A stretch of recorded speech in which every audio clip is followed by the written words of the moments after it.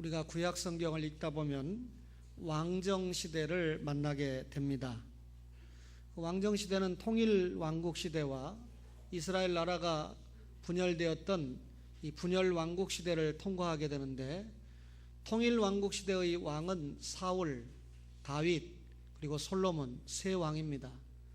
분열 왕국 시대의 왕은 남쪽 유다의 경우 르호보암부터 시드기야까지 20명의 왕이고, 북쪽 이스라엘의 경우 여로보암부터 호세아까지 19명의 왕이 됩니다. 오늘 이 왕정 시대를 다루고 있는 책이 6권이 있는데, 사무엘상부터 역대기 하까지 6권의 성경이 됩니다. 사무엘상하는 사무엘이 기록을 해서 나단과 갓이 기록을 완성을 했고, 또 열왕기 상하는 예레미야가 기록을 한 것으로 알려지고 있습니다. 오늘 우리가 만나고 있는 역대상 그리고 역대하는 유명한 에스라가 이 성경을 기록했다라고 하는데, 학자들의 지지를 받고 있습니다. 근데 오늘 우리 역대기라고 하는 책과 사무엘하 그리고 열왕기 상하라고 하는 책은 분명한 관점의 차이를 보이고 있죠. 이 역대기라고 하는 책은 종교적인 역사를 기록을 했고, 열왕기 상하를 위시한 사무엘하는 정치적인 역사를 기록을 했습니다. 그 역대기가 종교적인 역사를 기록을 했기 때문에 다윗에게 관심이 있고, 성전에 관심이 있고, 성전에서 드려지는 예배에 관심을 보이는 책이 역대기입니다. 반면에 이 열왕기 상하는 이 왕들의 전쟁과 왕들의 치적을 다루고 있고, 이 열왕기 상하는 남쪽 유다와 북쪽 이스라엘을 다 다루고 있지만, 역대기 상하는 이 북쪽 이스라엘에 대해서는 관심이 없습니다. 종교적인 역사, 성전의 역사를 기록하다 보니까 남쪽 유다에 대해서 깊은 관심을 보이고 있는 책이 역대기인데, 이 역대기의 상을 보면 대부분 다윗에 관한 이야기를 기록하고 있죠. 그러면 역대기가 북쪽 이스라엘에 관심을 보이지 않는 이유는, 북쪽 이스라엘은 이 성전에서 예배를 드리지 못했기 때문에 예루살렘 성전을 무시했고, 또 성전에서 드리는 예배를 무시했고, 또 정통 왕가가 아니라는 이유 때문에 종교적인 관점을 기술한 역대기는 북쪽 이스라엘에 관심을 보이지 않는 것입니다. 우리가 구약은 예수님이 오신다. 그런데 마태복음 1장에 신약의 성경이 열리는 첫 구절에 아브라함과 다윗의 자손 예수 그리스도의 계보라, 다윗이라고 하는 이름이 당당하게 족보에 올라가고 있습니다. 그것도 보통 족보가 아니라 예수님의 족보에 두 사람의 이름이 첫 절에 올라가는데, 그 한 사람이 아브라함이고 또 다른 한 사람이 다윗이라고 하는 사람입니다. 다윗에 대해서 이 왕정시대의 기록에 특별히 다윗만큼 많이 기록된 왕이 없지요.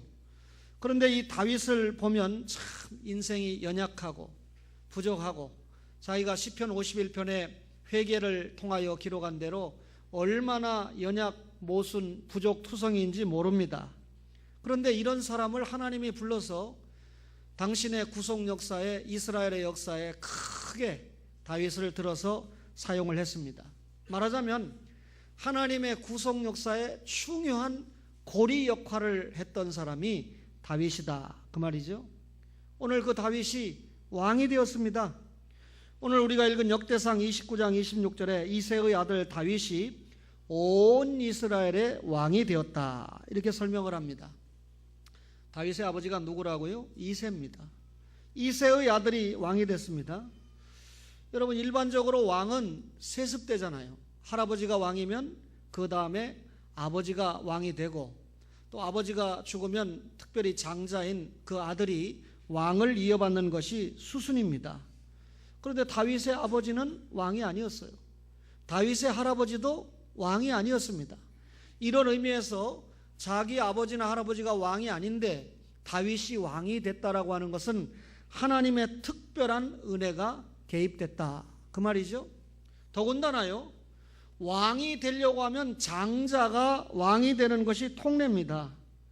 여러분, 이 장자가 왕이 된다는 것은 장자는 지도자적인 위치에 선다는 의미일 뿐만 아니라, 장자가 되면 하나님의 이름으로 이스라엘에게 축복할 수 있는 권한이 주어집니다. 뿐만 아니라 장자가 되면 특별히 이스라엘 세계에서 종교적인 특별한 지위를 얻게 되고, 그리고 하나님의 소유로 구별이 되는 것이 장자입니다. 그래서 장자가 죽으면 다 죽었다 이렇게 생각을 하지 않습니까? 그럼에도 불구하고 장자가 나는 장자 노릇하고 싶지 않다, 장자권 별거 아니다, 팔아먹으면 장자권을 포기할 수 있습니다.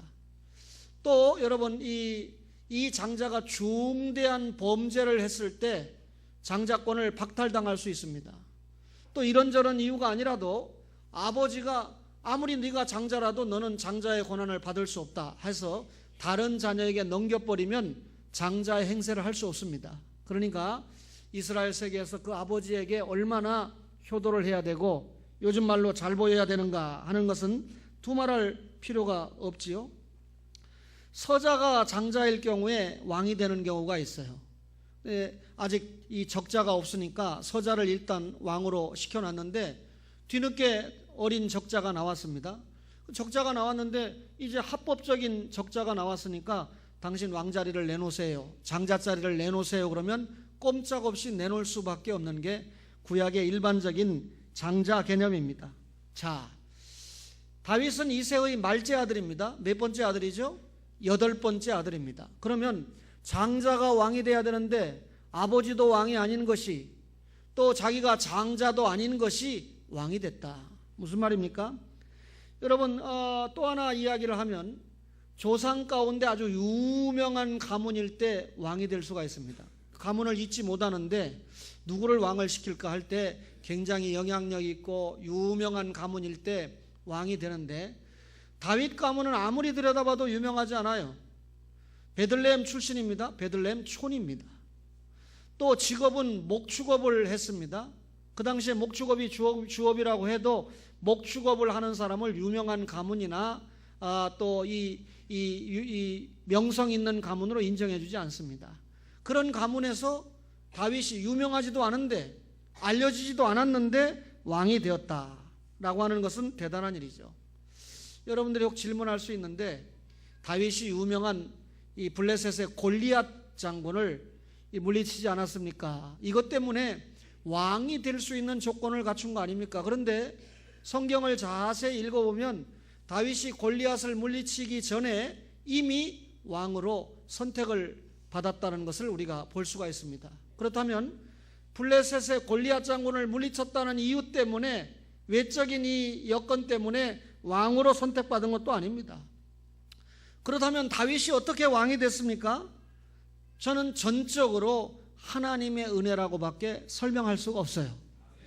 여러분, 우리가 시편 78편 70절을 보면 또 그 종 다윗을 택하시되 양의 우리에서 취하시며, 기가 막힌 말이죠. 그를 택하시고 취하셨다. 누가 택하셨죠? 하나님이 다윗을 택하시고 하나님이 다윗을 취하셨다, 이렇게 설명을 합니다. 그렇다면 하나님의 전적인 은혜로 다윗을 이스라엘의 왕으로 선택을 했다. 하나님이 선택해서 다윗이 이스라엘의 왕이 됐다, 그 말입니다. 뿐만 아니라 이스라엘의 왕이 됐는데 오늘 성경 표현해 보니까 온 이스라엘의 왕이 되었다, 그렇게 설명을 하고 있습니다. 다윗이 왕 되는데 처음부터 순조롭지 않았다는 것은 여러분 잘 알고 있지요. 우선 당시 왕이 누구였습니까? 사울이었습니다. 사울에게는 요나단이라고 하는 아들이 있었습니다. 그 자기의 왕권을 요나단에게 물려주고 싶은 것은 당연한 아버지의 심정입니다. 그런데 여러분, 이 사울이 그런 의미에서 다윗이 왕으로 내정됐다는 것을 인정할 수가 없어요. 그래서 이 다윗을 죽이기 위해서 얼마나 집요하게 노력을 합니까? 다윗을 쫓아다니다가 다윗을 죽이려고 얼마나 쫓아다녔습니까? 그런데 이런 사울이 블레셋과의 전쟁에서 그만 죽어버리고 말았습니다. 그런데 사울의 군대 장관이었던 아브넬이라고 하는 친구가 사울의 다른 아들인 이스보셋을 왕으로 세워놓고, 이스보셋이 정당하게 사울의 뒤를 이어서 온 이스라엘의 왕이다 세워놓고 여러분 다윗이 왕되는 것을 막았습니다. 그러나 하나님은 이런 그 역사의 이면에 절대 주권을 가지고 다윗을 왕으로 세우셨지요. 당시 이스라엘을 이루는 지파는 12지파라는 것을 여러분들이 잘 알고 계십니다. 근데 12지파 가운데 다윗을 지지하는 세력은 유다지파밖에 없어요. 자기가 속한 유다지파가 이 다윗을 지지하는데 아주 이 왕이 되는데 절대적으로 불리한 입장이었다, 그 말이죠. 7년 반이 지난 후에 다윗은 헤브론만 다스리는 왕이 아니라 온 이스라엘을 다스리는 명실공히 이스라엘의 왕이 되었습니다. 온 이스라엘의 왕이 될 수 없는 여건을 뚫고 다윗이 왕이 되었다는 것은 하나님의 전적인 은혜가 있었다. 여러분과 저에게 하나님의 은혜의 삶이 계속되기를 바랍니다. 이렇게 해서 왕이 된 다윗이 1, 2년 왕노릇한 게 아니라 아시는 것처럼 40년 동안 왕노릇을 했으니까 오랫동안 왕위에 있었습니다. 오늘 역대상 29장 27절에 보니까 이스라엘을 다스린 기간은 40년이라 이렇게 설명을 하고 있죠. 여러분, 다윗의 왕권을 이어받은 나라가 솔로몬이 죽고 난 다음에 북쪽 이스라엘이 아니고 남쪽 유다라고 그랬습니다. 남쪽 유다는 아까 20명의 왕이 다스렸는데 그 중에 여호아하스 또 여호야긴 이런 왕은요 단지 3개월 동안 왕노릇했습니다. 40년 왕노릇한 사람에 비하면 3개월 왕노릇한 사람들 참 별거 아니잖아요. 언뜻 생각해도. 아하시야 왕도 1년 동안 왕노릇했습니다. 아몬 왕은 조금 더 해서 2년 동안 왕노릇을 했습니다. 아비암은 3년 동안 왕노릇했습니다. 설명해봐도 많이 좁아야 3년이니까 40년 동안 왕노릇한 다윗의 비유가 되겠습니까? 여러분, 왕위에 오래 있었지만 다윗 40년보다 더 오랫동안 왕노릇한 사람이 있는데, 여러분, 왕위에 오래 있었지만 백성들을 잘 이끌지 못하고 국정을 도탄에 빠뜨렸던 왕도 있는데, 예를 들면 히스기야의 아들 므낫세는 55년 동안 왕노릇했어요. 남쪽 유다의 14번째 왕이죠. 55년 동안이나 왕노릇했는데 정치를 잘 못해서 국정을 파탄으로 이끌고 백성들을 대단히 영육간에 고통 속으로 집어넣습니다. 그러니까 이런 왕은 차라리 3개월 하고 끝내는 게 나은데 55년이나 했으니까 백성들을 얼마나 고통에 몰아넣겠습니까? 그보다 더 오랫동안 했던 왕이 있습니다. 잠깐 짧게 했지만 문둥병 앓았던 우시야 왕이 있죠. 52년 동안이나 왕노릇을 했는데 이 왕은 자신이 문둥병으로 고통을 받았을 뿐만 아니라 우시야 시대에 백성들도 대단한 고통과 힘듦 가운데 보냈습니다.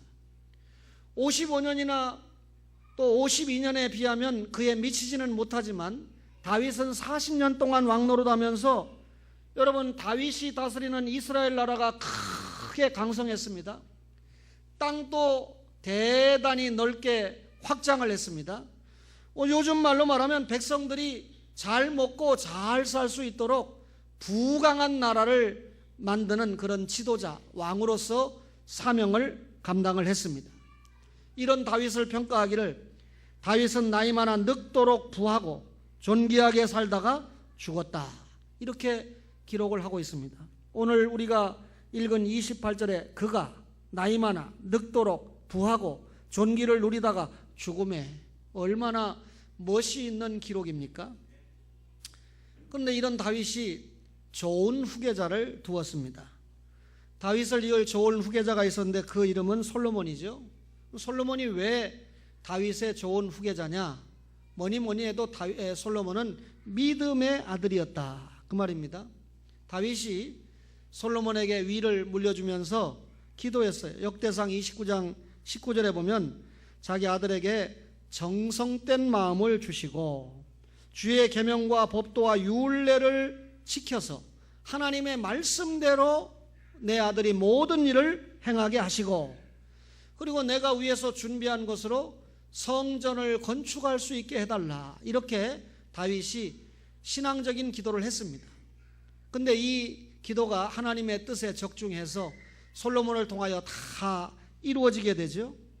역대상 29장 23절 이하에 보면 솔로몬이 여호와께서 주신 위에 앉아, 자, 다윗의 위를 이어서 형통하다 그랬고, 온 이스라엘 백성들과 관리들이 솔로몬 왕에게 순종하고 복종했다 그랬고, 솔로몬 왕대에 심히 존대케 되고 이전에 어떤 왕보다도, 모든 왕보다도 뛰어나게 했다. 솔로몬에 대해서 그렇게 기록했습니다. 아버지 못지않은 멋진 기록을 솔로몬이 받았다라는 것은 여러분 다윗에게 있어서 좋은 후계자가 있었다 그 말이죠.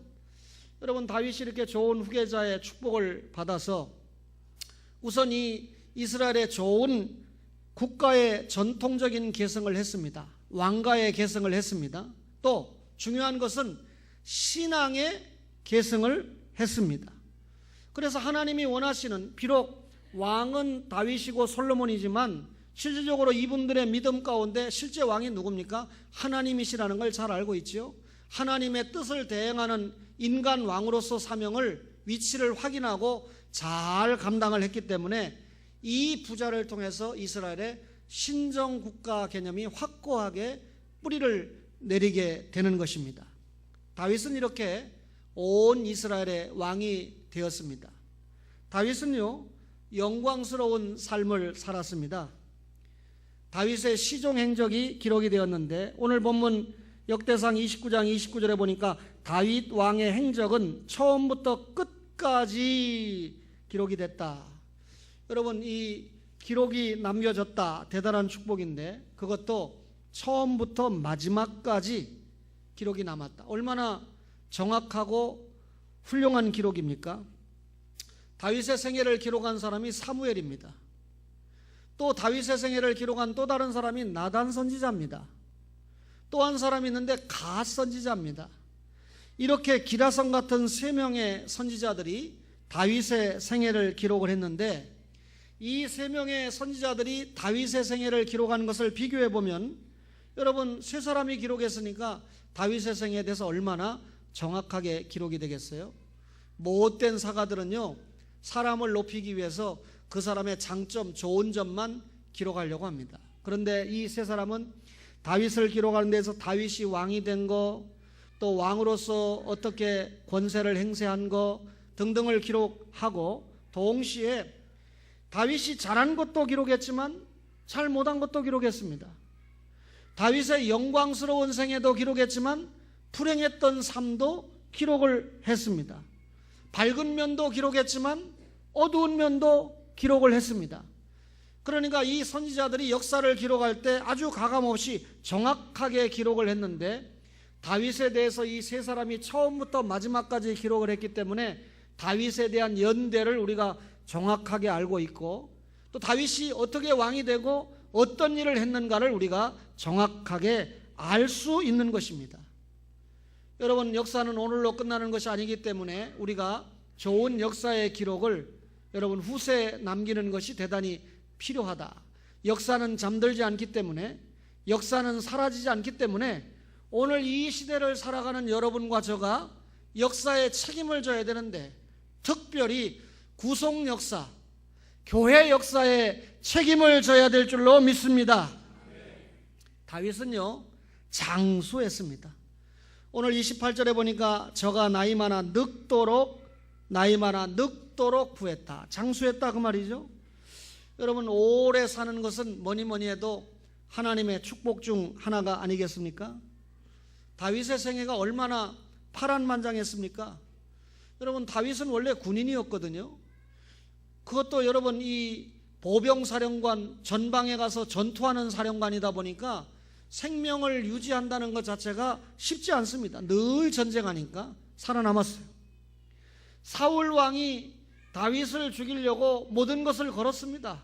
왕권을 걸었습니다. 그런데 그런 틈바구니 속에서 다윗이 살아났습니다. 자체적인 반란은 또 얼마나 있었습니까? 심지어 아들 압살롬의 반란을 통해서 죽을 고비를 넘기지 않습니까? 이런 생명을 노리는 고비가 있었음에도 불구하고 성경은 다윗이 장수했다. 하나님의 은혜죠. 하나님의 축복이죠. 그렇죠? 여러분, 우리가 하나님의 은혜로 장수한다라고 하는 사실을 인정을 하고 깨달을 때, 내 생명이 내 것이 아니구나. 내가 그렇다면 무엇을 위해서 살까? 내가 인생에 어떤 의미, 어떤 목적을 가지고 살까? 여러분, 이 자기의 인생을 제대로 깨달을 때 인생의 방향이 결정이 되고, 인생의 방향을 잘 설정해서 살 때 거기에 대한 아름다운 기록이 있는 것은 틀림없는 거 아닙니까? 여러분, 인생이 허무하다고 생각하니까 스스로 목숨을 끊는 겁니다. 자살하는 겁니다. 인생의 가치를 제대로 느끼지 못하는 것이죠. 하나님이 여러분과 저를 이 땅에 보냈습니다. 하나님의 자녀로 구원받고 살아갑니다. 하나님이 여러분과 저에게 원하는 것이 무엇일까요? 여러분과 저가 어떤 짧은 생을 살던 긴 생을 살던 관계없이 신자로서 하나님이 원하시는 생이 뭡니까? 하나님의 영광 아닙니까? 그 영광의 삶이 뭡니까? 하나님이 원하시는 사명 감당 아닙니까? 어디를 통해서 사명을 감당합니까? 교회를 통해서 사명 감당하는 거 아닙니까? 사명 감당하면서 장수의 복을 누리시기를 바랍니다. 여러분과 저가 지금 이 세상을 떠난다 그러면 40살, 30살 이렇게 떠나니까 참 억울하다 생각할 수 있는데, 이미 예수 믿고 사는 여러분과 저는 장수의 복 획득했어요. 언제 어떻게 주님 앞에 불려가도 우리는 죽는 것이 아니고 영원히 사는 영생의 축복을 받은 줄로 믿습니다. 장수뿐만 아니라요, 다윗은 부하게 살았어요. 28절에 보니까 다윗은 나이 많아 늙도록 부했다. 부자로 살았다. 하나님께서 다윗이 부자로 살도록 역사하셨다. 여러분, 우리의 재산도 부모도 형제도 자녀도 알고 보면 다 하나님께서 우리에게 주셨습니다. 이 하나님께서 우리에게 주셨다는 청지기 의식을 가질 때 그것을 우리가 잘 관리할 수 있죠. 이건 내 것이 아니고 내가 사는 날 동안 주인인 하나님의 영광을 위해서 관리하는 것이다. 내가 오늘 밤에 주님이 내 영혼을 불러가면 내가 가지고 있는 것 단 1원도 내 멋대로 내 소유로 삼을 수가 없다라고 하는 것이 청지기 개념 아닙니까? 다윗은 이걸 알았어요. 부자로 살았지만 이걸 알았어요. 그래서 여러분, 이 다윗이 성전을 건립하려고 했는데 허락이 되지 않으니까 자기 아들인 솔로몬이 성전을 건립하도록 하는데 자기의 모든 왕으로서의, 목사 아닙니다, 왕으로서의 재산을 내어놓았다, 그 말입니다. 만약에 다윗이 목사였다면 그렇게 많은 재산을 가지고 있겠습니까? 여러분, 목사님들이, 돈 많은 목사님들을 보면 제가 얼마나 존경스러운지. 왜? 이런 설교를 들으면서 다 내놓을 거 아니겠습니까? 선교비로 내놓고 한국교회를 위해서 내놓고, 그죠? 훌륭한 목사님들이 훌륭하니까 자식들을 공부 많이 시키잖아요. 능력이 있으니까 미국 유학도 시키고, 한국에서 대학 떨어져도 미국에 보내서 박사 만들려고 애를 쓰고 하지 않습니까? 그렇게 해서 공부 잘 가르쳤으면 그 다음부터 알아서 살아가게 해야지. 그 자식들에게 목사가 되면 교회도 물려주고 재산도 물려주고, 여러분 신문사도 물려주고 사업도 물려주고, 여러분 교회가 또 부설 기관을 만들어 가지고 또 한 자리씩 만들어주고, 왜 그럽니까? 장로님들은 또 왜 그렇게 정신을 못 차립니까? 부하게 살았습니다. 다윗은 진정한 부를 누리고 살았다. 하나님이 주신 소득을 하나님의 영광을 위해서 사용할 줄 아는 멋쟁이였다, 그 말입니다. 다윗은요, 존귀하게 살았습니다. 오늘 28절은 다시 말합니다. 존귀하다가 죽었다. 존귀라고 하는 말이 뭐예요? 선한 영예를 말하겠죠. 여러분, 다윗은 왕으로서의 존귀함이 있었습니다. 여러분, 하나님의 은혜로 왕이 돼서 하나님의 은혜로 왕직을 감당하면서 얼마나 이 다윗이 여러분 이스라엘 구속 역사에 빛나는 메시아 왕국을 예표하는 왕국으로 사용을 받게 됩니까? 존귀함 자체는 굉장히 중요한 거예요. 여러분과 저가 하나님의 은혜로 존귀하게 됐다. 장로 얼마나 존귀합니까? 또 직장에 가서 여러분이 하고 있는 일들이 얼마나 또 존귀합니까? 여러분, 우리가 이 존귀함을 입었다라고 하는 것은 분명히 하나님이 주신 축복이에요. 그런데 그 존귀함을 하나님이 주셨다는 것을 알지 못하니까 인생이 곁나가는 거죠. 제가 어제 천안에 가서 특강을 하고 왔는데 요한계시록을 강의를 했어요. 1장부터 22장까지 4시간 만에 요한계시록을 강의했는데 학생들이 얼마나 좋아하는지요. 근데 그 중에 한 분이 저를 찾아와서 그럽니다. 목사님, 교수님, 제가 교회 25년 다녔습니다. 근데 교회 25년 다녔는데 그동안 교회 다니면서 말씀이 이런 거구나, 이런 말씀을 하나님이 주시는 거구나 전혀 몰랐습니다. 용서하세요. 교수님의 강의를 들으면서 말씀은 이런 것이다, 이렇게 말씀을 깨달아야 된다라고 생각을 하니까 너무 좋습니다 하면서 이야기를 하는데, 여러분 제가 그 소리를 들으면서 하나님이 나에게 그동안 열심히 주님을 위해서 달려오니까 여러 가지 어려움이 많았지만 이런 선한 영예의 축복을 주시는구나. 제가 목사가 하나님의 말씀을 잘 가르치고 하나님의 말씀을 잘 전한다는 것만큼 선한 영예가 어디 있겠습니까? 너무나 기뻤습니다. 그런데 그 학생의 예를 이야기하면서 제가 최근에 제 스승인 박병식 목사님이 송파제일교회 2명의 교역자가, 후임 목사가 세워졌는데 2명 다 장로님들에게 어떻게 됐는지 나갔어요. 교회가 개척을 해주고 또 성도를 떼주고 해서 2명 다 나갔는데 혼란 아닙니까? 3번째 담임 목사님을 구해야 되는데 얼마나 장로님들이 뭐라고 하셨는지 박병식 목사님이 통 안 가시다가 지금 송파제일교회에서 한 달째 설교를 하셔요. 주일마다 설교를 하시는데 지금 이제 담임 목사를 구하는 중이잖아요. 근데 저에게 박 목사님이, 신 목사님, 제가 은퇴한 지가 몇 년인데 지금 이렇게 설교를 하는데 이 설교를 좀 인터넷을 알려주면서 들어보시고 저를 좀 가르쳐 주셔야 됩니다 하고 왔는데, 박병식 목사님을 모르면 남들은 좀 교만하다, 자기 설교 듣고 은혜 받으라는 소리를 저렇게 한다 이렇게 할 텐데, 그분이 박윤선 목사님 제자거든요. 박윤선 목사님이 그랬어요. 어린이 설교를 부탁받으면 어린이 설교 전문가에게 찾아가서 목사님 저에게 설교 한 편만 주시오, 그랬던 분입니다. 그리고 또 설교하시면서 제자들에게 내가 이 설교 이렇게 한 게 맞습니까? 묻기도 하고. 그런 모습을 제가 생각을 했어요. 근데 제가 용서하세요, 지금 너무나 바쁘다 보니까 인터넷에 들어가서 박 목사님 설교하시면 주일 낮에 50분 1시간 하시는데 다 들을 시간이 없잖아요. 그래서 제가 부목사님과 전사에게 부탁했어요. 이걸 듣고 원고로 좀 그대로 쳐달라. 원고로 쳐주면 제가 금방 보잖아요. 그러면 또 목사님의 성품과 제스처는 알으니까 내용을 금방 파악하잖아요. 근데 이 목사님이 에스겔서를 통해서 창이란 물, 이런 제목의 설교를 줬는데, 이런 설교를 박 목사님이, 신 목사가 하는 게 아니고 박 목사님이 하시면 첫째 딱딱하지요, 재미없지요, 목소리 안 크지요. 그 성도들이 얼마나 힘들겠어요. 그런데 박 목사님이 1년 12달 과거에 40년 가까이 그 교회를 섬기면서 그런 설교를 하셨는데 2,000명이 넘는 이 잠실에, 용서하세요, 공부 많이 한 사람들 거기 살잖아요. 또 공부 안 해서 돈 좀 있는 사람들이 살잖아요. 그런 사람들이 그렇게 은혜를 받고 박 목사님이 떠나고 나니까 웬만한 목사가 와도 지금 배가 고파하는 모습을 볼 때, 여러분 박 목사님이 우리 교회에 종종 오셔서 설교하셨으니까 여러분이 한번 생각을 해보세요. 제 말뜻을 이해를 하십니까? 이런 설교를 듣고도 성장하는 교회가 있다. 우리 초원교회가 좀 더 하나님의 말씀을 귀중하게 생각하고 하나님의 말씀에 목말라 하는, 사모하는 가족들이 되기를 바랍니다. 다윗은요, 하나님의 언약을 확실하게 믿었습니다. 다윗의 삶은요, 믿음 자체였습니다.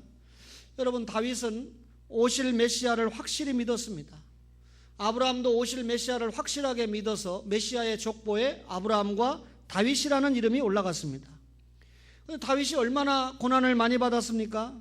다윗이 받은 고난이 한두 가지가 아니죠. 많은 고난입니다.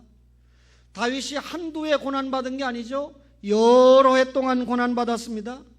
견딜 수 없는 역경, 견딜 수 없는 고난이 다윗에게 있었습니다. 그럼에도 불구하고 다윗은 오직 하나, 믿음을 포기하지 않았습니다. 우리 교회 한 권사님이 엄청나게 어려움을 당하고 있음에도 불구하고, 고령이 되었음에도 불구하고 포기하지 않고 주님을 바라보고 내가 받는 고난도 주님이 주신 고난이라고 생각하고 인내하고 있습니다. 여러분의 목사도 우리 교회가 참 손해를 많이 봤지만 이것이 하나님의 뜻이라면, 고난이 하나님의 뜻이라면, 역경이 하나님의 뜻이라면 감내하고 여러분과 함께 여기까지 달려왔습니다. 다윗은요, 주님이 오신다고 하는 사실을 확실하게 믿었습니다. 주님이 오시는 일에 자신의 모든 삶을 헌신했던 사람이 다윗입니다. 그렇기 때문에 당당하게 아브라함과 다윗의 자손 예수 그리스도의 다윗의 이름을 당당하게 올렸던 것입니다. 그렇다면요, 다윗의 나라는 당당하게, 단순하게 이스라엘의 한 나라가 아닙니다. 다윗의 나라는 적어도 온 인류를 구원하시기 위해서 오실 메시아 왕국을 배태하는 은혜의 왕국, 하나님의 나라에 쓰시는 축복의 왕국이었다, 그 말입니다. 다윗의 왕국이 곧 메시아의 왕국을 예비했다, 그 말입니다. 다윗은 메시아를 대망했습니다. 자신의 뒤를 통해서 오실 메시아를 대망하면서 그 예수 오시는 일에 자신의 모든 것을 동원하여 헌신했다, 그 말입니다. 하나님의 구속 역사의 목적대로 자신의 삶을, 자신의 생명을, 자신의 물질을, 자신의 권세를, 자신의 가정을, 자신의 자녀를 모두 다 그분의 목적대로 내어놓고 헌신했다. 이것이 믿음 아닙니까? 믿음은 실천이 따라와야 돼요. 행함이 없는 믿음은 죽은 믿음이라고 그랬어요. 말씀을 통해서 믿음이 생기면 그 믿음대로 실천해야 됩니다. 어떻게 실천했습니까? 다윗의 믿음의 삶은 감사하는 삶으로 나타났습니다. 역대상 29장 14절에 다윗은 모든 것이 주께로 말미암아 싸우니 우리가 주의 손으로 받은 것으로 주께 드렸을 뿐입니다. 하나님께 받은 축복을 하나님께 감사하면서 살았다. 자기가 가지고 있는 이 왕으로서의 사유재산을 하나님을 위해서 아낌없이 드렸습니다. 성전 건축을 위해서 아낌없이 내어놓았습니다. 자신의 이런 모든 믿음과 믿음에 따른 행위에 대해서 다윗은 교만하지 않았습니다. 다윗은 자랑하지 않았습니다. 왜? 주님께 받은 것을 주님을 위해서 사용하다가 주님이 불러주실 때 주님 앞에 간다고 하는 인생의 과정과 삶의 여정을 확실하게 깨달았기 때문입니다. 그래서 이런 믿음이 있었던 다윗은 언제나 감사, 언제나 찬양, 얼마나 주님 앞에 감사의 삶을 살고 싶었으면 찬양대를 조직합니까? 하나님 앞에 찬양합니까? 자신의 삶이, 믿음이 감사와 찬양으로 나타났을 뿐만 아니라 다윗의 감사가 예배로 나타났어요. 믿음이 예배로 나타났어요. 성대한 희생제사를 드렸죠. 화목제를 드리고 음식을 나누어 먹는 교제가 있지 않았습니까? 여러분과 저의 믿음이 예배로 나타나야 되고, 여러분과 저의 믿음이 감사로 나타나야 되고, 여러분과 저의 믿음이 찬양으로 나타나야 되지 않습니까? 이런 다윗의 믿음이 솔로몬에게 여지없이 계승이 됐습니다. 사랑하는 초월의 가족 여러분, 여러분과 저가 믿음의 계승을 심각하게 고민해야 됩니다. 여러분, 이 시대가 젊은이들이 예수 믿지 않는 시대다. 여러분, 그건 다른 집 얘기고, 장로님의 가정에, 권사님의 가정에, 안수 집사님의 가정에 하나님이 대를 이을 축복의 자녀를 주셨는데 이 자녀들에게 어떻게 신앙을 계승해야 할까? 남북 통일의 비전이 앞당겨지는 이 시대에 북한을 뚫고 시베리아를 뚫고 유럽과 영국까지 가서 다시 한번 복음을 전할 우리의 자녀들을 생산할 때 이게 이 늙어가는 신목사가 서희에게 기대를 걸어야 됩니까? 서희는 제2대 당회장과 일할 딸이에요. 그 아빠가 아멘을 안 하는 거 보니까 아멘을 해야, 그러면 그 아빠가 당신이라도 내가 기대하고 나하고 함께 손잡고 한번 멋있게 일을 해봅시다. 박병식, 박병진 비슷하니까 뭔가 한 사람은 목사로 한 사람은 장로로 뭔가 남겨야 될 거 아니에요? 세상에 남자가 얼마나 못냈으면 장로도 못 돼보고 죽습니까? 목사 아니면 장로지. 할렐루야. 다윗은요, 자신의 전 인생이 하나님의 은혜라고 말미암은 것을 알았습니다. 하나님의 은혜로 자신이 왕이 되고 하나님의 은혜로 왕이 된 것을 알았기 때문에 하나님의 영광을 위해서 왕 노릇을 한 겁니다. 그리고 구속 역사를 준비한 것입니다. 오늘 여러분과 제가 이런 설교를 들으면서 우리도 하나님의 은혜로 구원받고 하나님의 자녀로 사는 거 아니에요? 여러분, 만물이 주에게로 나오고 주로 말미암다가 주께로 돌아가는 거 아닙니까? 여러분과 저가 주님 앞에 받은 것이 무엇입니까? 물질입니까? 재능입니까? 가정입니까? 기업입니까?